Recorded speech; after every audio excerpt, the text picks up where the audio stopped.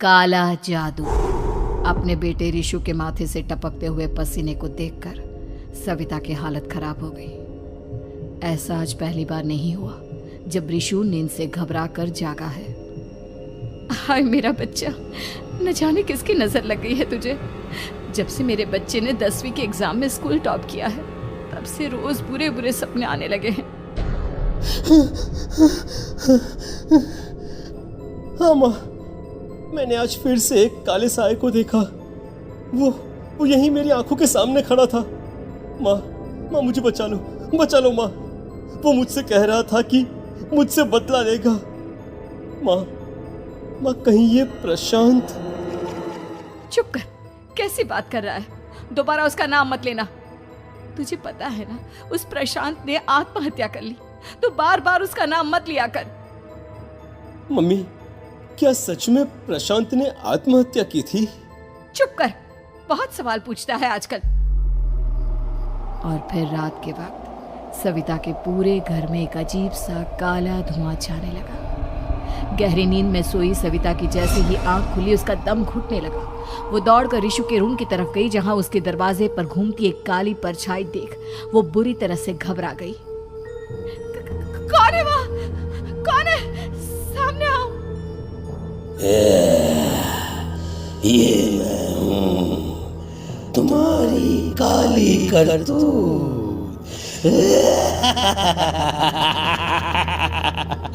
और अब मैं तुम्हारे बेटे को ले जाने आया हूँ। नहीं, मेरे बच्चे को छोड़ दो प्लीज। मेरे रिशु को कुछ मत करना। वो परछाई रिशु के कमरे में घुस जाती है। सविता भी उसके पीछे पीछे दौड़ कर जाती है और देखती है कि अब वो साया साफ नजर आ रहा था। वो सर से पैर तक खून में सना हुआ था और उसके शरीर के सारे अंग कटे फटे हैं। क्या चाहिए तुम्हें? तुम जो बोलोगे मैं करूंगी, लेकिन मेरे रिशु को छोड़ दो। उस परछाई ने रिशु को गर्दन से पकड़कर दीवार के सहारे हवा में उछाल दिया। रिशु जोर जोर से चिल्लाने लगा। माँ बचाओ मुझे, बचा लो माँ। ये मुझे मार डालेगा। माँ मुझे बचा लो माँ। नहीं ऐसा मत करो। मुझे मार दो लेकिन मेरे बच्चे को छोड़ दो। मैं तुम्हारे आगे हाथ जोड़ती हूँ। वो परछाई रिशु को जमीन पर गिरा देती है और अचानक वहां से गायब हो जाती है। रिशु, मेरा बच्चा, तू ठीक तो है ना? कुछ बोल बेटा, क्या हुआ है तुझे? मैं ठीक हूँ माँ। क्या हुआ था यहाँ पर? कुछ नहीं बेटा, कुछ नहीं। तू परेशान मत हो। हम कल ही गांव के बाहर जो तांत्रिक महाराज रहते हैं उनके पास चलेंगे। ठीक है माँ, हम जल्द ही उनके पास चलेंगे। मुझे बहुत डर लग रहा है माँ। ये बार बार मुझे डरावने सपने आना, ये सब हमारे साथ क्यों हो रहा है माँ? अगले दिन सविता अपने बेटे रिशु को लेकर गांव के बाहर तांत्रिक के पास जाती है। जिस जगह पर तांत्रिक रहा करता था वो जगह बहुत डरावनी थी। चारों तरफ कंकाल और खूब भूतियां नजर आ रही थी। गांव से दूर वीराने में उस जगह पर जोर से आंधी चल रही थी। रिशु ने डर कर अपनी माँ का हाथ पकड़ लिया। माँ मुझे बहुत डर लग रहा है। ये कैसी जगह है? देख बेटा, हमारे साथ जो कुछ भी हो रहा है उसका इलाज सिर्फ और सिर्फ ये तांत्रिक महाराज ही बता सकते हैं। अब यही है जो हमें प्रॉब्लम से बाहर निकाल सकते हैं।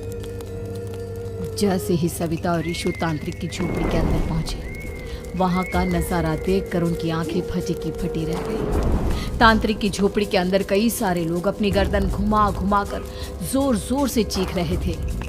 कौन हो तुम और यहाँ क्यों आई हो? महाराज, मेरे बेटे को कुछ दिनों से एक डरावनी काली परछाई नजर आती है और कल रात उसने मेरे बेटे पर हमला भी कर दिया।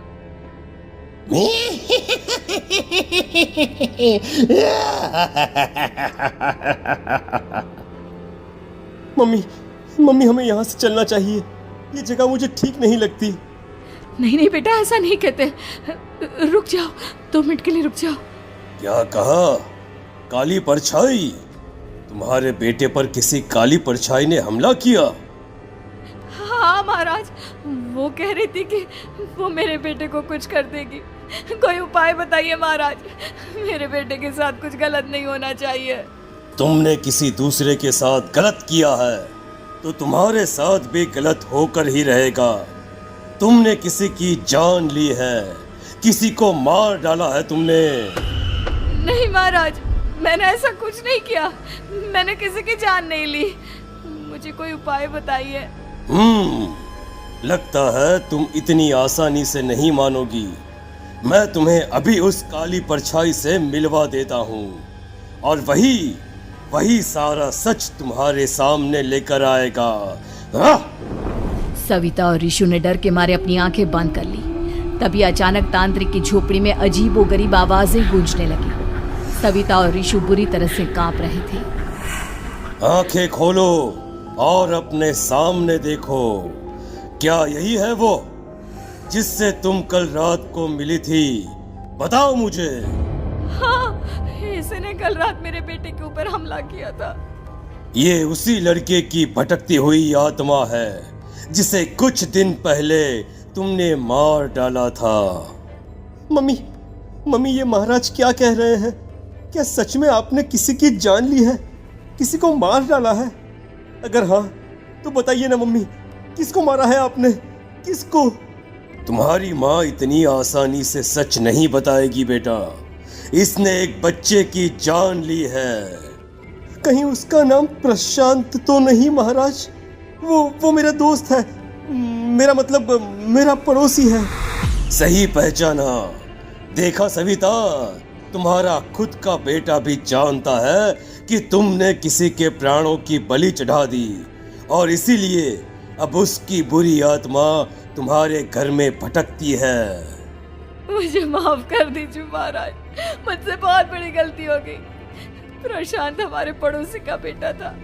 हर बार उसके नंबर मेरे बेटे से ज्यादा आते थे और इसलिए मैंने उसके कमरे के बाहर काला जादू किया था, पर मुझे नहीं पता था कि वो मर जाएगा।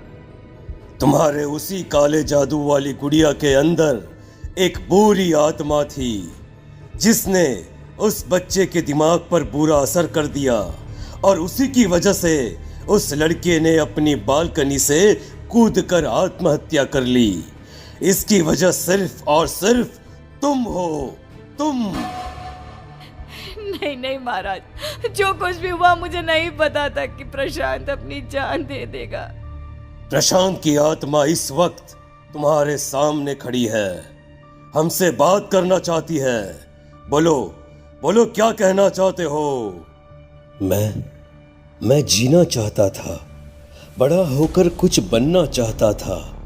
आपके बेटे से मुझे कोई परेशानी नहीं थी। अरे वो तो मेरा अच्छा दोस्त था।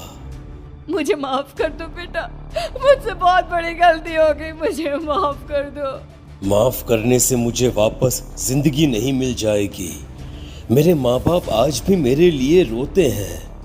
आपने मेरे साथ बहुत गलत किया है, बहुत गलत। और तभी अचानक प्रशांत की आत्मा वहां से गायब हो जाती है। सविता जोर जोर से रोने लगती है। सुन लिया तुमने? ये तुम्हारे अपने ही किए हुए पाप हैं जो इस तरह से तुम्हारे सामने आ रहे हैं। माँ, ये आपने अच्छा नहीं किया।